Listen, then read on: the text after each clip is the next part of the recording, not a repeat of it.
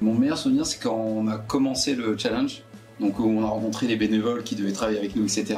Bon, c'était sympa de voir justement des gens qui s'intéressaient à notre sujet et qui étaient partants justement pour travailler avec nous. Moi, mon meilleur souvenir, c'était de se rendre compte qu'on avait une équipe qui nous accompagnait sur ce challenge. C'était d'avoir des personnes qui étaient motivées pour travailler avec nous. Voilà. C'est trop mignon. Moi, c'est quand j'ai vu le code fonctionner pour la première fois et que j'ai vu les fichiers qui se créaient tout seuls avec tout qui a défilé comme ça et qu'en fait après tu l'ouvres et ça marche bien. Voilà. C'est-à-dire il y a 2 jours quoi. Voilà. C'est le moment où on a testé GeoPandas qui est spécifique à notre projet, la librairie de géolocalisation dans Python, et ça a marché. En fait, alors qu'on pensait que ça devait être plus compliqué à mettre en place et finalement ça n'était pas. Du coup, c'est vraiment... j'ai beaucoup apprécié le fait de faire tourner un code qui a marché très rapidement du premier coup. C'était très jouissif. C'est cette soirée, de rencontrer enfin en vrai toute l'équipe avec qui on a travaillé pendant 2 mois et de voir toute cette organisation enfin récompensée.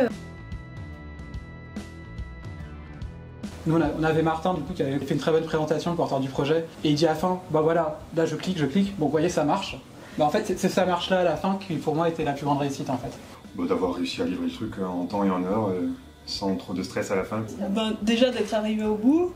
C'est d'avoir ce qu'on espérait, mais c'est aussi de mettre ensemble des gens qui se connaissent pas, qui ont des profils un peu différents, et puis d'apprendre à les connaître, et puis de remarquer que finalement il y a un écosystème qui se met en place entre des personnes. Je pense que c'est ça la plus grande réussite. Et de se dire on part de compétences limitées à les faire évoluer, et se dire qu'on ressort un peu plus grandi quoi, de ce travail, donc c'est très satisfaisant.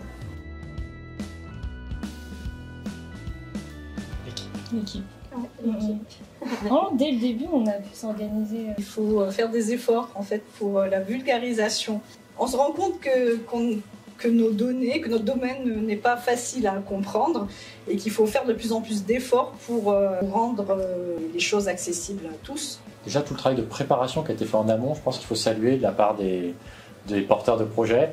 Nous, on avait un projet qui était vraiment aux petits oignons, hyper carré. On voyait qu'ils avaient bien réfléchi, ils avaient déjà travaillé en amont. Du coup, c'était vraiment hyper pragmatique. On était des personnes qui étaient motivées, avec des profils qui étaient relativement complémentaires. Il y en a qui ont fait un peu de préparation de données, d'autres qui ont fait de la base de données. Moi, je peux me concentrer sur l'API. Et du coup, une super équipe de gens qui ne se connaissaient pas du tout et qui ont réussi à produire quelque chose et c'est génial. Grâce à ce projet-là, j'ai acquis de nouvelles connaissances. Merci beaucoup. Beaucoup d'outils qu'on a appris à utiliser, que ce soit au travers des outils qu'on a eu à disposition et des outils que Alexandre nous a appris à utiliser. Et c'est vrai qu'on a eu une montée en compétences assez importante sur ces domaines.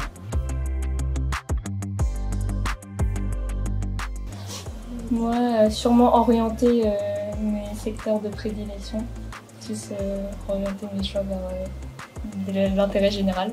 Sur ce projet, qu'est-ce qu'on est venu rechercher? C'est des compétences, faire du réseautage professionnel, découvrir de nouveaux outils. C'est réussi? Très réussi.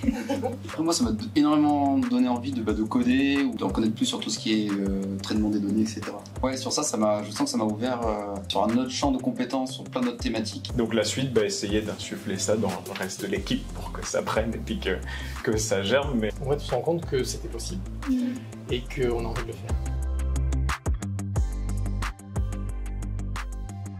Tout ce qui a été présenté ce soir est absolument extraordinaire en termes de capacité à collecter des données, à les croiser, à les présenter sous une forme qui soit intelligible par le plus grand nombre. Et ça, il y a ne serait-ce que même 10-15 ans, c'était inespéré.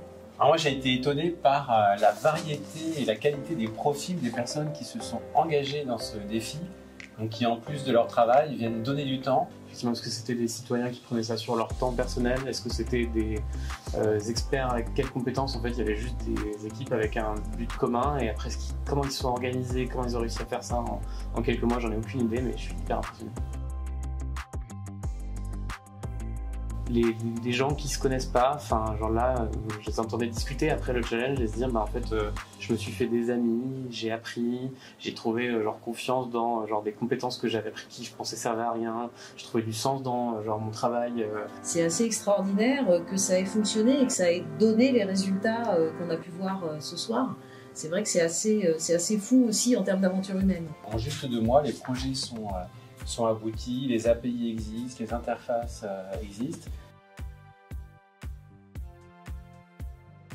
Un conseil, c'est pas tant pour les bénévoles, c'est plutôt pour justement les pouvoirs publics, c'est que ce genre d'exercice ne suffit pas à lui-même. Donc c'est je pense un super accélérateur.